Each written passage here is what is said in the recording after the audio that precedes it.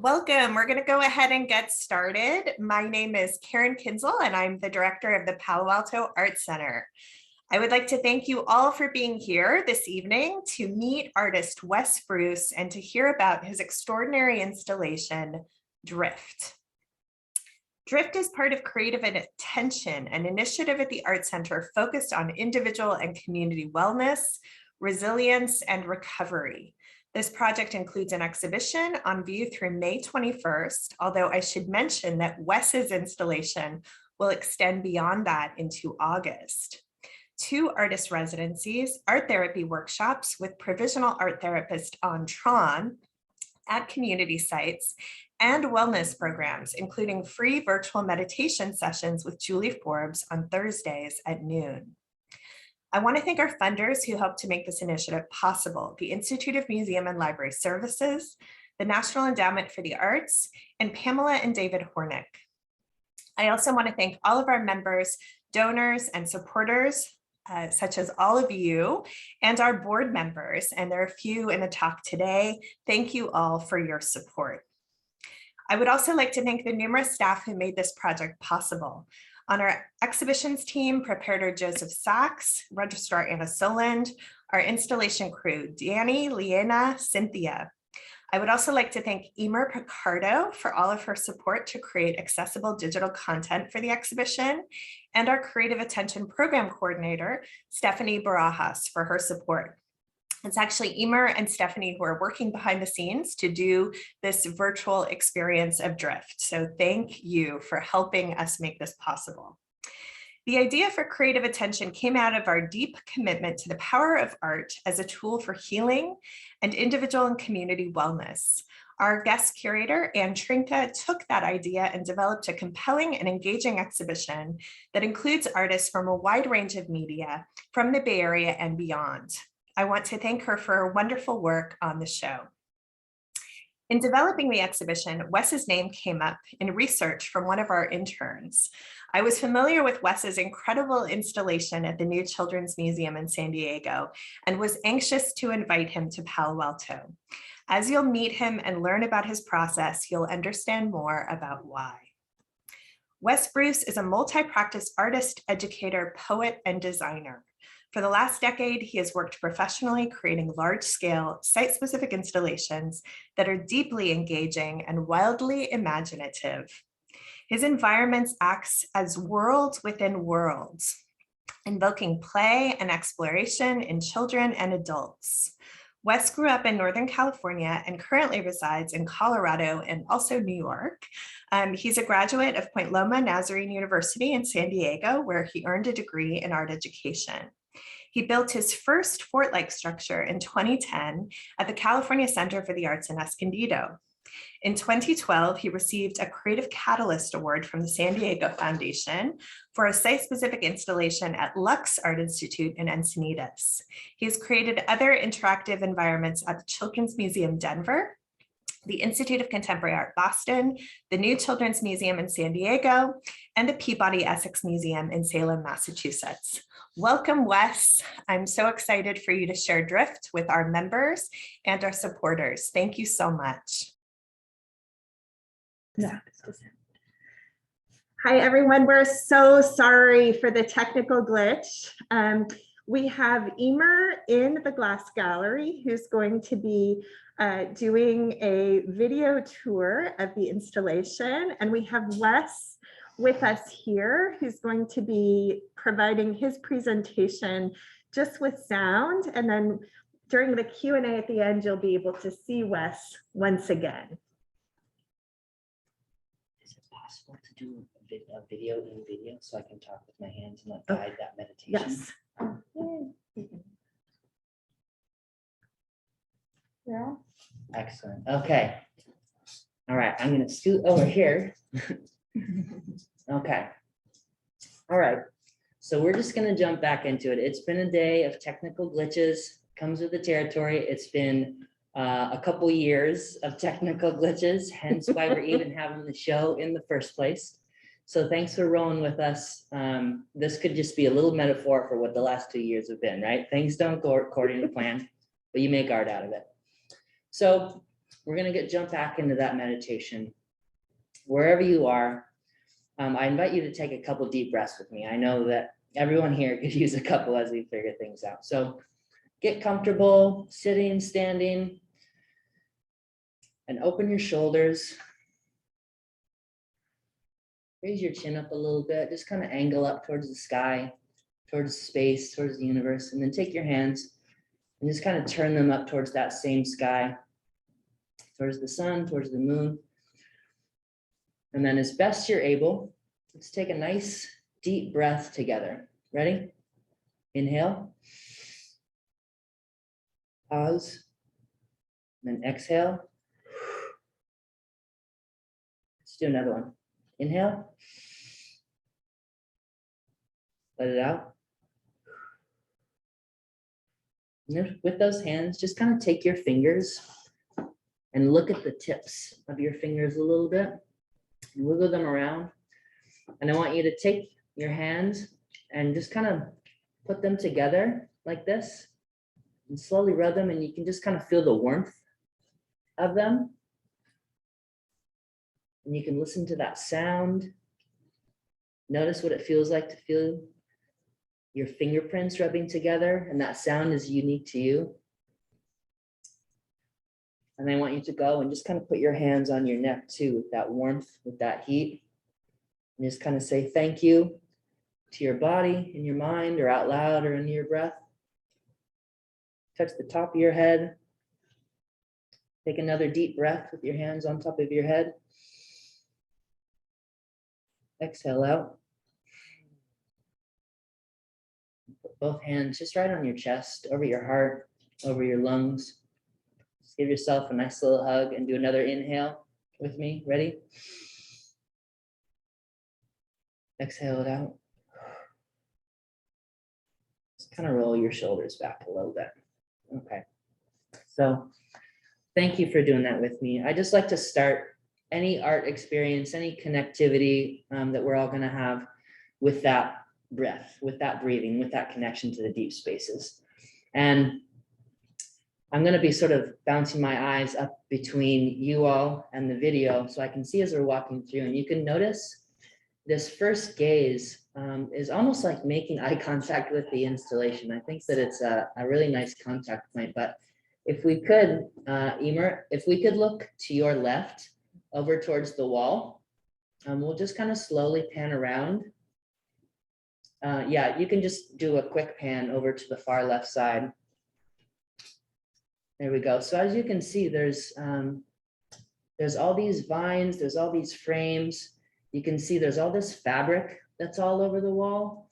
And all the fabric that's in the installation is all hand dyed in my studio in Brooklyn. And it's just the messiest, most fun, most playful process that I get to do, besides just like romping in the forest somewhere. It's so liberating, it's so fun. And if you can imagine, I just have all these big vats of paint, and I'm going and taking big, huge strips of canvas fabric and dunking them, dipping them, wringing them out.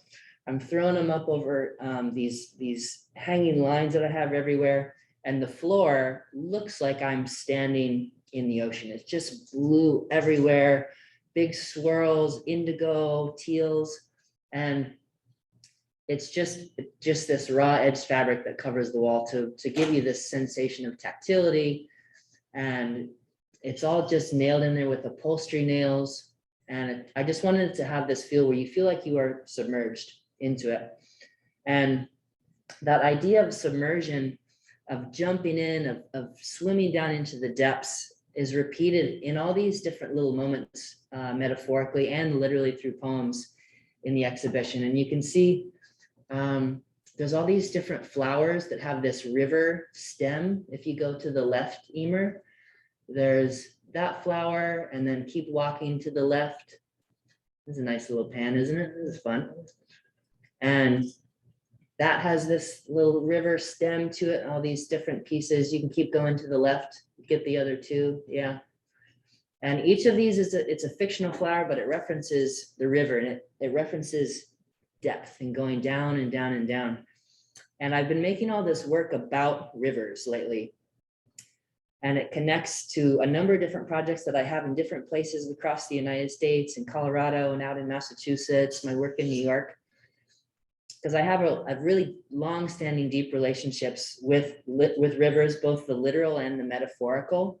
And I'm interested in the overlap of a river's or water's emotional intelligence and my own. So you think of your own heart and how you can pour your heart out and a river pours over a cliff. Or I have a mouth and I can speak and I can offer a mantra or a blessing, or I can also do things that might hurt someone with my language through that mouth. And a river also has a mouth that pours out into the sea. So you think of like this river that's in me and that mouth where it meets the ocean of the rest of the universe. Or my heart can be parched, it can be dried up, or the fluency of language or the fluency of a river. All of these overlaps have just been kind of stuck in my mind, and they've been drifting around. And adrift as both a verb, to be drifting, or drift as a noun, like a snowdrift, flood drift, glacial drift. But I was like, well, what about a drift of poems or artwork or friends? So you have these overlaps where I just kind of get a little wavery, a little watery with what the metaphor can mean. And the upper row, where you are looking now, there's all these different poems that kind of dip into those water metaphors, and they're little blessings. They're these different pathways. I wish I could read that. It's a little too blurry for me to read from here, but the general vibe of it is rivers as lives, lives as tides, tides like time, tide like breath, breath like spirit, spirit like air, air like on and on and on and on. And it loops eventually all the way back to rivers. And so it's just this water cycle, which again, it flows everywhere in between. And Emer, if you want to go to the wall to your right, where you kind of came from originally, turn towards that blank mirror that's over there, so we can see all the wavy ferns that are kind of coming on both sides of the room. And you can scoot back a little bit so we can get a wider look at these. Whenever I think of these, I do this with my hands. It just turns into like modern dance. And the movement of it just feels really embodied. It feels like all of these underwater ferns or the seagrass are reaching out to you. And there's that wall on this side, and then there's a symmetrical parallel wall that runs on the other. So when you walk into the gallery space, it's literally like these ferns are just coming out to invite you in. And the intention with that is I want you to feel like you can do that dive in. I want you to feel like you're being embraced. I want you to feel like you can be embodied with that. And there's this wave pattern that sort of goes down to the floor. But if you turn to the right, Emer, and you look up into the corner, the front corner of the room where the wavy line meets, yeah, up there. So you can see it passes through that whole space. And in that same metaphor of a glacial drift, flood drift, a snow drift, all of these little framed pieces are poetry drifts. They're collections, they're accumulations from that journey down to that river. And again, I'm going to keep going back to that idea of submersion. One of the many ideas in the exhibition is that you'll go and enter into this space of your internal world and ask the question, what if there was a river in my essential center? What if there was a river of my deepest self? A place of perpetual flow, a place of water to draw life up from when I feel parched. What if there was a place of wholeness that couldn't be diminished or made small by any word or harsh act or experience like the last couple of years? What if there was a place that wasn't broken or cracked, that just was perennially there as this home, as this river? And what if we brought up what we found there and offered it not only to our own heart, but to the community? So the exhibition sort of poses those questions and invites you to dive down into your internal world, into that river, see what you find, see what your soul looks like underwater, and then come back up and know how to get back to the river when you need it and to live from that place. And if you want to go close to that wall, Emer, you can go and see all these little collected objects that I've got from all over the place. It's like a little bowerbird's nest that ends up kind of being like a string of pearls along the bottom of this fabric that has this wave pattern. So there's a cracked open geode, bells, a jawbone, paintbrushes from past projects. I've been really obsessed with collecting rusty washers. When I walk around Brooklyn, I get like I look like a goofball when I'm on the street because I'm just like cruising through and there's, you know, people everywhere and I like have to stop and like bend down. I'm like trying to pry this washer off the street in Brooklyn. And if I'm with anybody, I'm with my partner or a friend, they're just kind of like, oh gosh, like what's happening? And I collect those and I put them on these little chains and add all these together. To me, it's the act of noticing, it's the act of paying attention to this world that is unendingly interesting. And again, all of this is through the filter of metaphors. So we keep kind of cruising through. There's keys, there's cowbell, there's more cowbell, little tags, locks, keys. That glass piece is sort of like an homage to my mom. She collects these and they kind of remind me of her and they remind her of her dad. So shout out to my mom. Hello, mother. I think my dad's out there too, Darlene Willie Bruce in Arnold, California. And then if you keep panning to the right, yeah, we've got that bell, got this. Oh, if you go down a little bit, actually, I don't know if she's got the monopod. That sun star is like a little, it's a little mirror inside there too. And we don't need to go through every single object, but while we're on the situation of that mirror, you can, this is kind of a fun shot. If you go and pan back from there, like just moonwalk backwards, Emer, and moonwalk backwards, and then you can sort of see the larger mirror that's there. Ooh, this is great. Getting cinematic on it. Nice, nice. Having a great time. Yeah. So this mirror that's there. Oh, you just saw the light that did that too. The light has been flickering, which makes it look like that eye blinks at you, which is kind of fun, or it winks at you. So as you come in to the exhibition, I'm going to walk you through the point of the focal center of this room. It's got a fun little twist to it. So with most art exhibitions, you have a sculpture here, a drawing there, a little video here, performance on the side, and everything is its own subject and everything kind of is an object as the focal point. And most of the room in the exhibition here is that. But as I was reflecting on my intention for this exhibition, I was like, I want people to reflect on their own fullness. I want them to reflect on their own inward journeys to that essential center. I was like, I want to find a way to do that because the whole room aims at this one singular point. And I had a bunch of different options.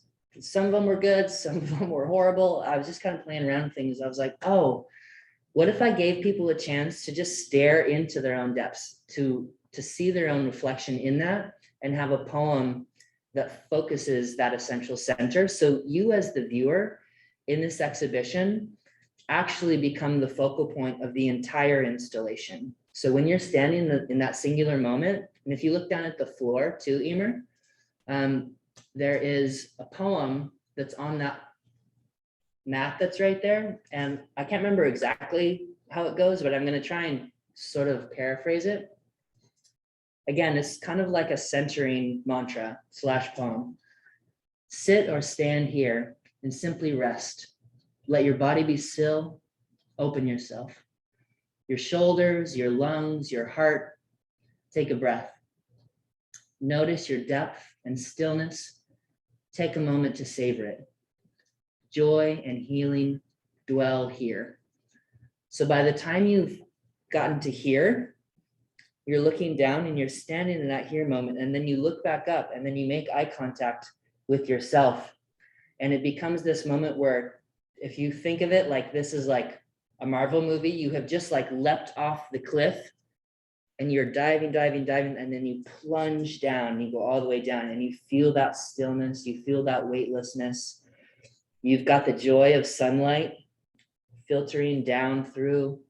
And then if you look up from there, Emer, look directly up, kind of towards the ceiling.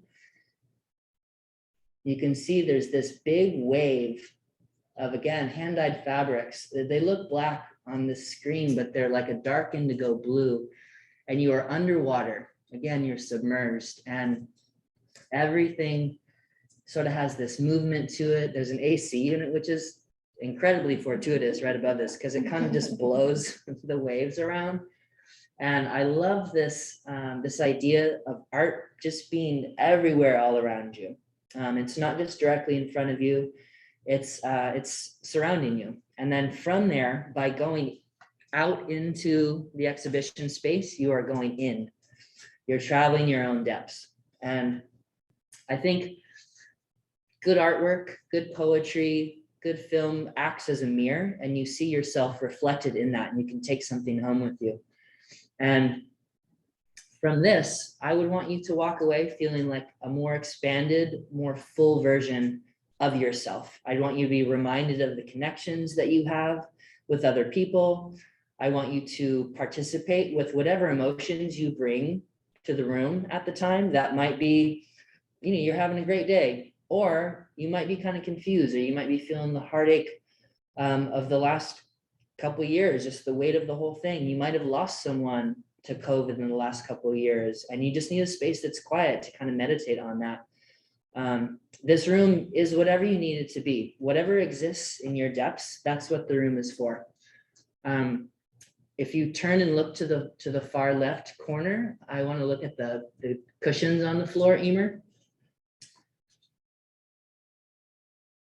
There's a nice little collection of these soft pillows and cushions that are in the room. So as an invitation for you all, when you come down, we've got these, and you can spread them out. You can go and pick them up and sit against the wall or lay on the floor. It's a space to just sort of dive into yourself and to be comfortable with that. There's also a nice bench that's in there too. This is also me asking Karen, the director, if I can borrow that bench. Earlier, I was gonna go buy a bench from somewhere, and I went to a couple places, and all the floor models, I was like, oh, I'll take this one. They're like, we don't have it. I was like, why is it down? They're like, okay, what about this one? Oh, we're out. And I just went everywhere. Nobody had a bench for me. And I was like, what am I gonna do for a place to sit down for these people? And so I just started walking around the center, and I found this bench kind of tucked around by the kids' art studios. And I was like, well, let me just kind of ask for forgiveness later. And so I picked it up and walked it down, and I was not qualified because those benches are so heavy. They're very heavy. Again, I look like an absolute fool, like carrying this thing through the hallway. But all I have to say, you got multiple options for sitting down when you get in here. And there's a bunch more to say, but I wanted to kind of wrap up the walkthrough with this last little piece. Emer, if you turn to the left, there's those mirrors that are there. And I don't know if it's possible to get down low to that framed poem to the left with the monopod. It might be a little tricky, but again, I'm going to kind of paraphrase the poem that's on that framed piece. So here we go. This is generally the poem that's in there. There are many doorways into the temple, I heard her say. There are many keys to those doors. Oh, I'm gonna give you just the vibe of it versus the words of it. So there are a lot of doorways into this temple of yourself, right? There are many ways to enter into your own depths, and you're going to be given many keys to those rooms. And a lot of those rooms are going to be quiet. They're going to be still, and they're not going to beg for your attention.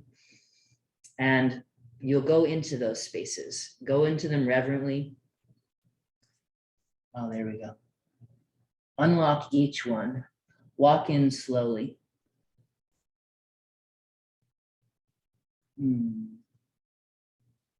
Pull back the curtains to let the light pour in to the stained glass windows of your sacred self. So then pull back from there, Emer. And then if you can get a look at those mirrors and then pan down to the shadows on the floor. So again, that line to go into these many rooms, into this temple of yourself, the sacred space. Walk in slowly, reverently, pull back the curtains to let in the light from the stained glass window of your sacred self. And the light bounces off those reflections from the mirror to make this shadow play on the floor. And it says, we swam the depths and found the light that shadow makes. And it's this play on paradox. It's this play on the things that you think might cause darkness, making light, and turning all these metaphors on their heads, and then also imagining this as a space for you to have just the unification of all things, of light, of dark, of joy, of mourning, of celebration and grieving, and just letting them all just become one large sea and to notice them. And then from there, you've got poetry, you've got your own inward guides, and then you can leave, and then you can take what you need from the exhibition and go back into your life with them. One of my favorite books of all time that my friend Matt in San Diego told me about years and years ago is a little book called Grover and the Everything in the Whole Wide World Museum. And it's a book about Grover from Sesame Street, and he goes into this museum and there's everything in the whole wide world. There's, cool stuff here, cool gallery there. And he's amped on it. He's having a great time in the museum and he's cruising through. And as he goes through it, he kind of starts to have this feeling of like, oh no, I'm about to see everything in the whole wide world and there will be nothing else to see. And that's kind of disappointing. That's scary. There'll be nothing to interest me after this. And he keeps going and eventually gets to the last room, the last gallery space, and there's a door. So he walks up to the door. Where does the door go? It just goes outside into the world. And so he walks out, and the idea being that when you come to the art center, when you come to a museum, you should leave infinitely more curious about the world that you are about to go back to. You should see the world, you should see your own life, you should see your emotions, your relationships, big and small, with new light, with curiosity, in this case with depth, to go back to this world with a new sense of your own fullness, of that place of wholeness that's in you, that can't be broken, that can't be diminished. And to take that river and to go out and flow and to drift wherever life takes you, and know that you can handle any of it, that you always have a water source if your heart feels parched. So with that, I'm going to let that be enough for the walkthrough, and we'll kind of jump into the Q&A, and Karen and I are going to hang out. But if anybody has any questions out there about anything, you can offer them in the chat, I believe. Mhm. You can also unmute yourself and join the Q&A. I want to thank you all for your flexibility. This was originally going to be an in-person walkthrough and reception, and because of Omicron, we've switched virtually. I want to acknowledge Wes for his flexibility, as well as Stephanie and Emer for pivoting at the last minute. That's what we've been doing for the past 2 years. I want to start with a question for Wes. We have Ann Trinka on this webinar. Beautiful. Thank you, And Anne. Ann is, of course, the guest curator for this exhibition. I wondered if you could speak to why this exhibition resonated for you and how it connects to your larger body of work. Yeah. So the wonderful Ann Trinka invited me into this show per suggestion of Karen, and I'm not sure who the intern was. Thank you to whoever. Michelle. Wonderful. Thank you, Yes. Michelle. Yes.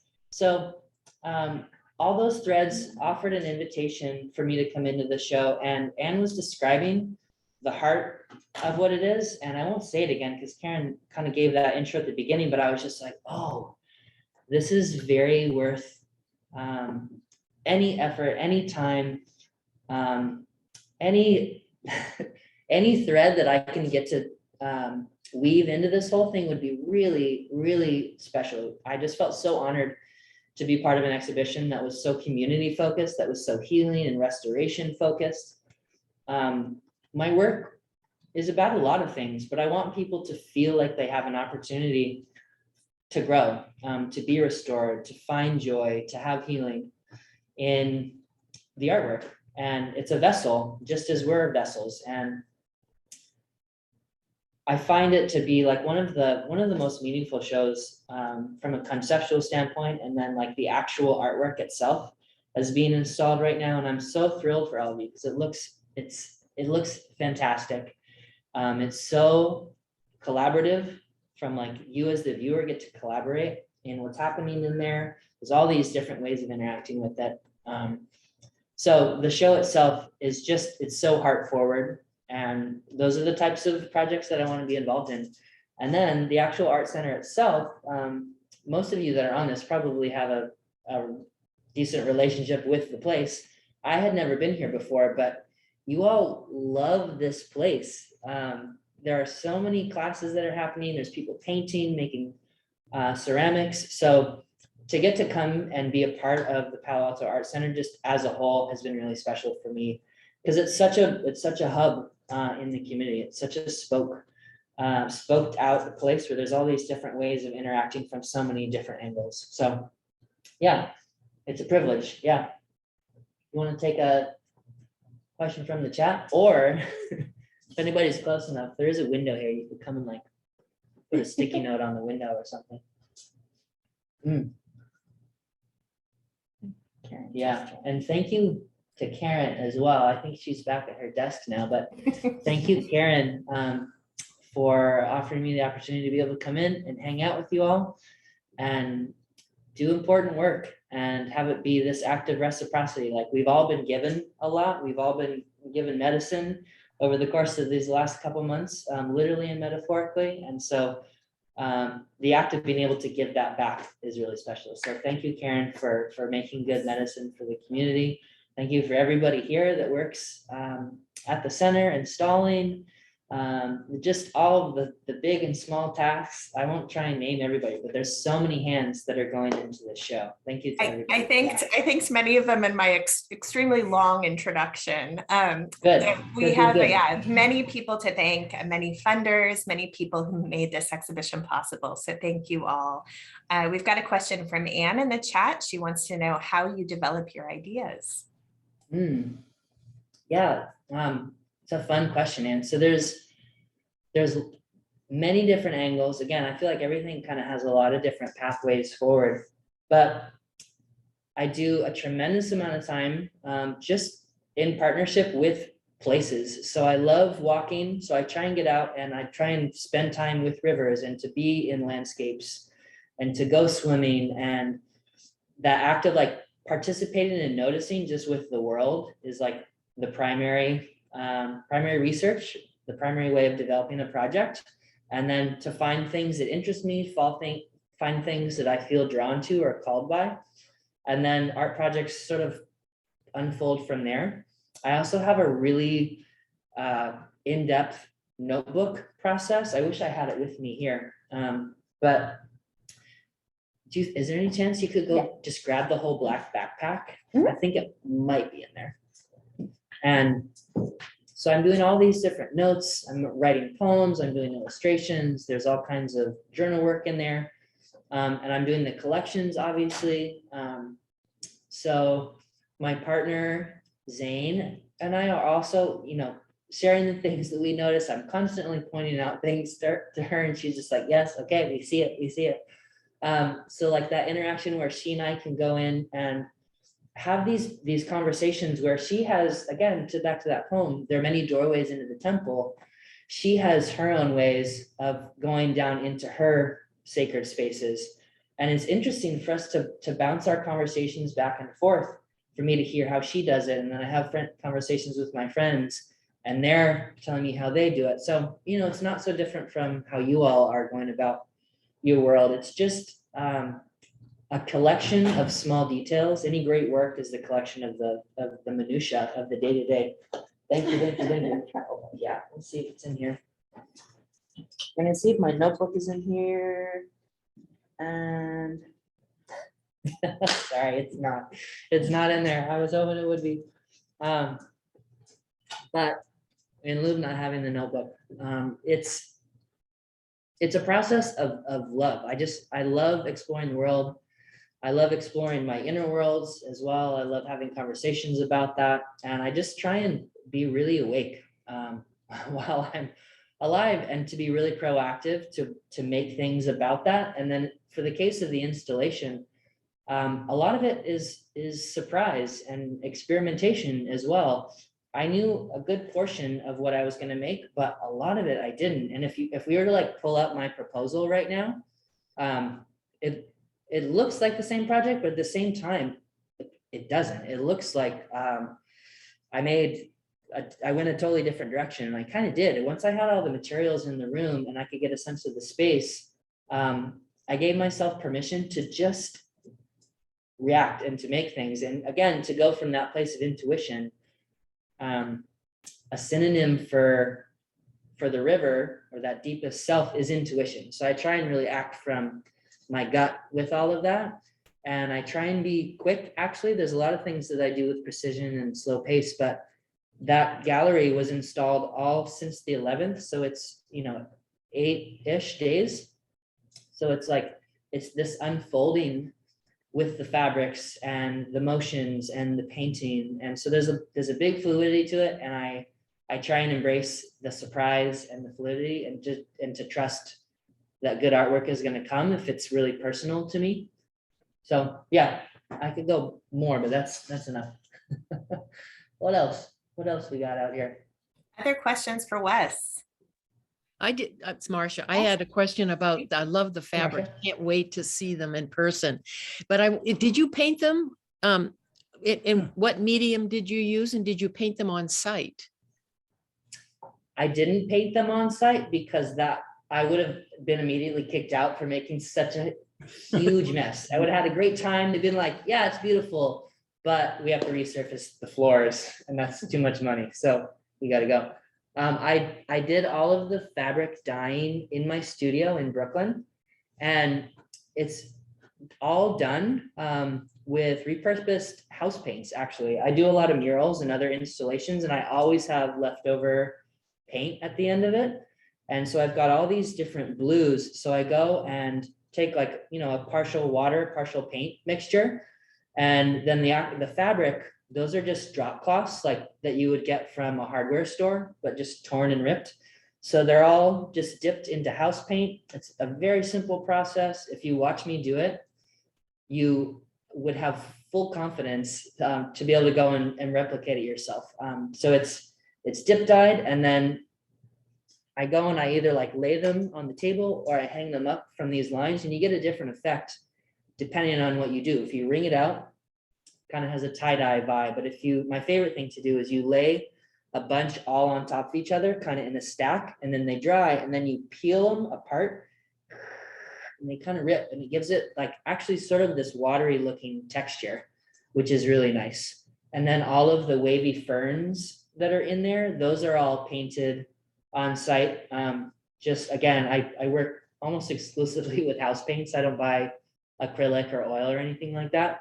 So it's just like a water and house paint mixture, and then kind of like a sign painter, just all of the leaves are just one stroked, super quick.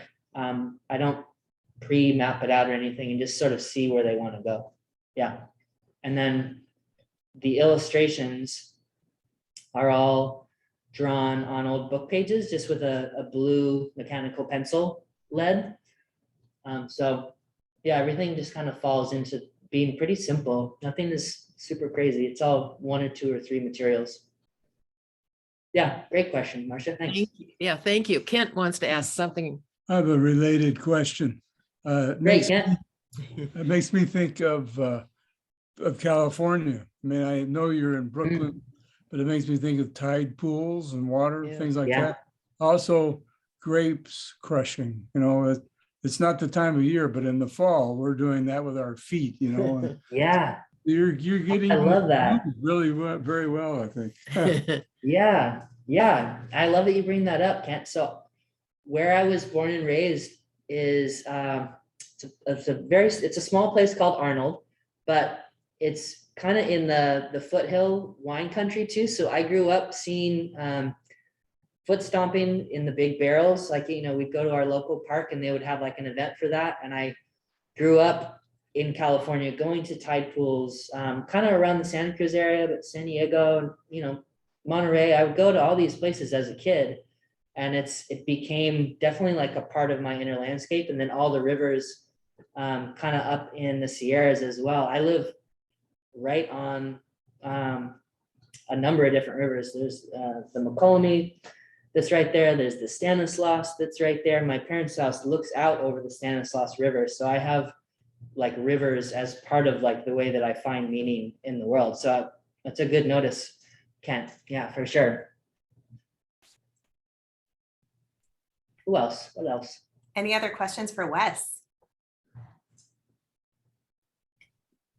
I just, would- I thought I would add, Wes, thank you Mhm. so much I feel honored to have met you. And, it was sort of by accident that Yeah. we found each other, but I knew when I went to see your installation at the Children's Museum, you can kind of get an inkling of what an artist is like personally. Mm. And I just Yes. knew that you were going to be this like wonderful soul who, wanted to jump on the theme of healing, and you're just so Yeah. wonderful at it. And I also just want to say, I Thank didn't you. know that you were going to do a piece about the river. I knew you would do something great, but the river, I'm a philosophy major, and one of my favorite philosophers is Heraclitus, who was the one who said, you never step in the same river twice. Yeah. Um, Yeah. And, I love this. life is flowing all around us, and we're just in the moment, and you're never going to have that same experience of the exact same river again. So Yeah. I really love that you focused on that. And I think, your installation is really a key part of this show. So just want to thank you Yeah. for everything you've done. Thank you. And yeah, I feel the same way. I feel so fortunate to have met you and connected and to make things side by side. Yeah, that idea of never stepping in the same river twice is such an expandable idea. There are so many different angles to take on it. And I think it's going to be really fun to see the different water references and metaphors that people bring to the show, because everybody has their own relationship with water. There's no human being on the planet that doesn't have that, because we're all made of so much water. So being able to sort of step in with your own references, this very democratic idea of water, I think it's going to be fun. It's going to be cool to just see the way that people interact with it and pour into it. Yeah. Thanks for saying, Simon. This is great. So I'll just, a concluding question for you, Wes. What is next for you? What are you working on next? Well, I feel really fortunate because I have all my projects all weaving together, all these different, sticking with water, all these different tributaries that like all form into the same thing. So this project is a standalone project and entity, but it's also a way for me to research and to see the way the materials interact, the way that ideas interact, see the way that people interact with those materials and ideas. And I'm creating a really large scale version of a river / installation in Colorado. It's a project at this big new downtown library in Greeley, Colorado. And it's just this massive, super fun, playful project. So if you can imagine a gallery space that's roughly like 3,000-ish feet. It's got architectural components that I designed, like big, crazy, wavy buildings that are in there, secret passageways. There's things that you can climb everywhere. And there's this big meandering river path that flows through the whole thing. I'm just going to splatter paint that whole space. We're putting a a film, like a narrative film that will be this protagonist of this young girl that explores, and everything is filmed along the river with all these dancers. And so it's film, it's poetry, it's painting, it's architecture. There's a 25-foot section that pops out of the installation and spans between two spaces down into the lobby with all these net layers that you explore through, and you climb all the way up to a sun. So it's kind of this play off of the story of Icarus. And this is like a nice little research point, because I'm thinking of having a room that's kind of based off of this underwater river room in that installation. So I could kind of test the ideas through that. So that's coming up. That opens in January of 2023. So we've got a bunch of phases between now and then. And I've got a really fun project in Hawaii at the Maui Arts and Cultural Center in July. That's going to be this look at water and making all these big, huge pieces in this nice elevated, like 25-foot ceilinged room. The director, my friend, Nida Bangader, invited me into it, and we're going to have it be like a work in progress gallery, so that it opens like on July 2nd, but we're actually going to make the exhibition like in the following couple of weeks. So you can actually come in and participate with that. Going to be dyed fabrics and just like wearing like white jumpsuits, but then having all of the paint splatters covering us everywhere. So it's a trifold of those three projects and a couple other things here or there. Oh, one more thing, because I would be remiss not to say it. Also doing some really great set design where it feels like a sister show to this one with Express Yourself in Beverly, Massachusetts. And it's art, dance, music, healing for young people. And that's going to be a really fun show. It shows on the end of May in Boston. Yeah. Excellent. Thank you so much, Wes. We so appreciate all your time, your energy, your attention. It's an extraordinary installation. I know that all of you are going to love it when you come and visit, which you'll be able to do starting on Saturday. Thank you so much, Anne, for being part of this talk. Once again, thank you for Emer and Stephanie behind the scenes. Thank you all for bearing with us as we dealt with some technical issues. I want to invite you all to the virtual opening reception for Creative Attention. I put links in the chat. So we'll have the members preview at 5 p.m. There'll be 3 artists participating in very quick slideshow talks for that event: Lisa Solomon, Tucker Nichols, and Jeremiah Jenkins. For the public event, which begins at 6:15, we will do a virtual walkthrough of the gallery. We will be hardwired into the internet for that. So rest assured that there will be sufficient internet. I will also mention that Anne is going to be doing a recorded walkthrough of the exhibition that will be available on our website. At the public event, we will have Angela Hennessy leading a meditation. We also will have Paz de la Calzado reading an invocation for El Palo Alto, the inspiration for her project in the exhibition. Jesse Ratto will also be doing a reading. We'll have some quick comments by some of the artists in the show, including Wes, and a wonderful hands-on art activity that 2 of our staff members are developing, Jennifer and Stephanie. So please join us for that. Again, the links to register are in the chat. Once again, thank you all. Thank you, Wes. It's been amazing having you join us tonight, and also for you to be at the Art Center for this time. Thank you all. Yeah. Thank you, everybody. Thank you, Karen. Thank you, Anne. Thank you, tech team and everybody. Thank you.